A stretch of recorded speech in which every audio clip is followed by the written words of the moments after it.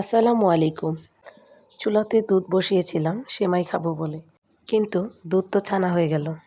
তো কি আর করার, রেসিপি চেঞ্জ। আমি প্রায় 1 কেজির মতো ফুল ক্রিম গরুর দুধ নিয়েছি। এখান থেকে আমার প্রায় 200 গ্রামের মতো ছানা হয়েছে।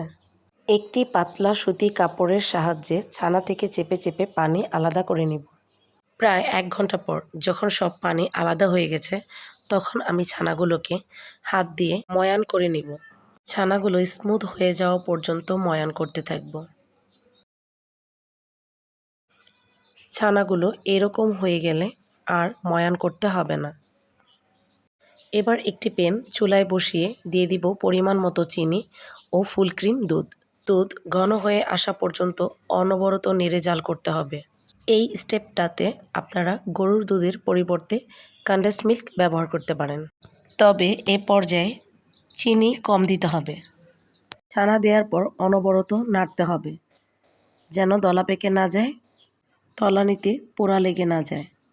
শিরাটা শুকিয়ে গেলে চুলা থেকে নামিয়ে নিতে হবে, তবে খেয়াল রাখতে হবে ছানাটা যেন অতিরিক্ত ড্রাই না হয়ে যায়, তাহলে খেতে ভালো লাগবে না।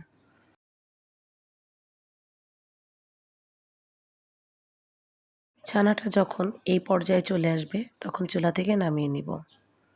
ছানাটা ঠান্ডা হওয়ার জন্য একটি ছড়ানো পাত্রে ঢেলে দিব। সম্পূর্ণভাবে ঠান্ডা হয়ে যাওয়া পর্যন্ত অপেক্ষা করব। ঠান্ডা হয়ে গেলে ছানাগুলো আবার পুনরায় ময়ান করতে থাকব।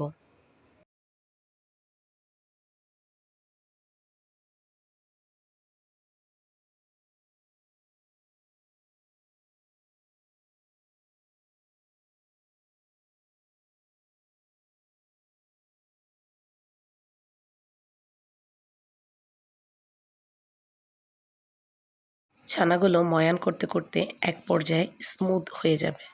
হাতের তালুর সাহায্যে ছানাগুলোকে ময়ান করে নিতে হবে। ছানাগুলো ময়ান করা হয়ে গেলে পছন্দ মতো আকৃতিতে গোল বল তৈরি করে নিতে হবে।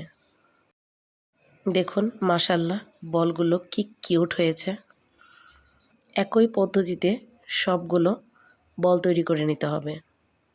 নাটোরের বিখ্যাত কাঁচাগোল্লা এই পদ্ধতি অনুসরণ করেই তৈরি করা হয়। আপনাদেরও যদি আমার মতো এই অবস্থা হয়, তাহলে দুশ্চিন্তা নয়, তৈরি করে ফেলুন ছানা দিয়ে নাটোরের বিখ্যাত কাঁচাগোল্লা। খুবই অল্প উপকরণে তৈরি করা যায় এই কাঁচাগোল্লা। আপনারাও তৈরি করুন আর কমেন্ট বক্সে জানান কেমন হয়েছে। ধন্যবাদ।